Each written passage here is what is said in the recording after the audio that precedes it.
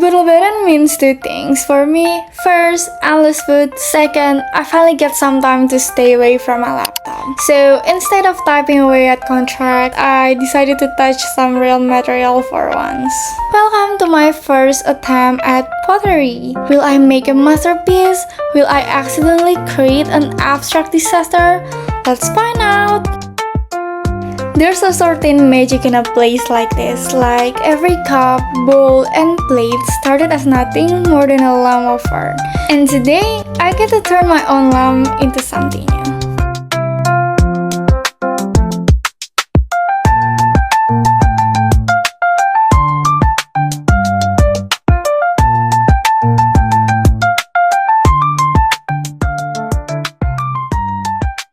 They say working with clay is like working with yourself. If you're too rough, it races, and if you're too soft, it collapses. And they also say working with clay is like therapy. If that's true, then I'm about to unload a whole lot of stress into this lump. Before anything, you have to knead out the air bubbles, waking it up, making it pliable. Somehow, it's weirdly satisfying, like stress relief, but in slow motion. After that, we have to take out a little piece of the clay for decorating purposes, though I still don't know what I'm making yet.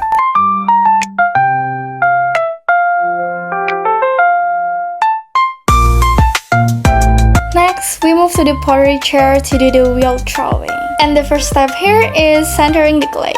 The instructor said this is the tricky part because if the clay wobbles here, everything else is doomed to be lopsided. Kind of like life. If you don't find your balance early on, things get messy real fast. Alright, time to tower this thing up. Stretch it nice and tall like a croissant dough, but you know, less edible. And now we recenter it again because apparently once is not enough. It's like checking if you lock the door because it's always better safe than sorry. This step makes sure everything stays even, balanced, and doesn't pull a surprise plot twist later. And after everything is solid, now we can actually start shaping this into whatever this is going to be. And now the important step, poking the middle. Not too deep, not too shallow, just enough to create space without ruining the structure. This is also the moment of truth where I decide whether this lump of clay is going to be a cup, a bowl, a glass, or something that even I won't be able to explain later. Actually, the instructor told us to make a cup, but in the end, the shape is sesuai dengan kepercayaan masing-masing.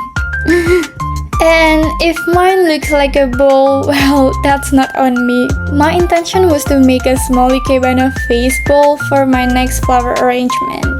I think it was look perfect, but I couldn't hold back my intrusive thoughts, so I pinched the bowl a little bit.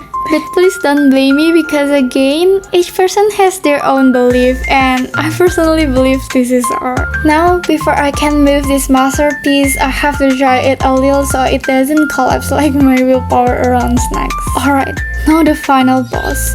Moving it to a plate. Sounds easy? Wrong. One wrong move and it's over. Slow and steady, like carrying a full cup of coffee while half awake, and there it is. A perfectly imperfect bowl. But I stand by my belief, this is art. Now we come to the decorating part.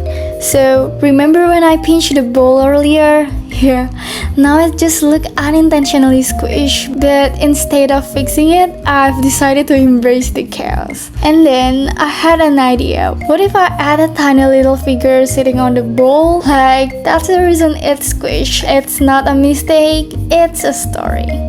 Meanwhile, on the other side of the table, here's my mom. Is in deep concentration, painting her mini bowl. Her concept is seashells, and she's so focused, it's like she's channeling the spirit of a mermaid. I don't dare disturb her. And then my sister, fully committed to her coquette aesthetic. Thin clays, tiny bowls, and soft pink hues.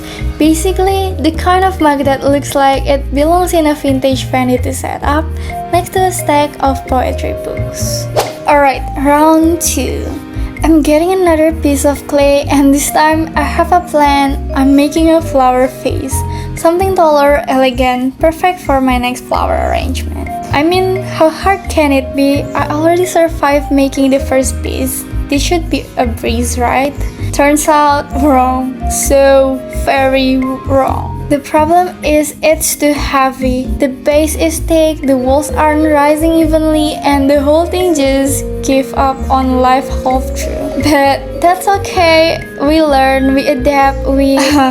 New problem. The clay is now too wet. It's reached that tragic stage where it just flops over, refusing to hold any shape. At this point, I'm not making any face, I'm making a puddle.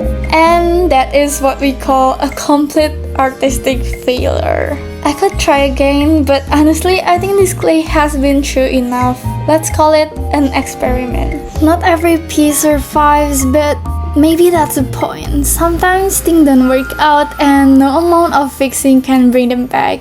And that's okay. You don't have to turn every mistake into something beautiful. Sometimes you just have to let it go and start fresh.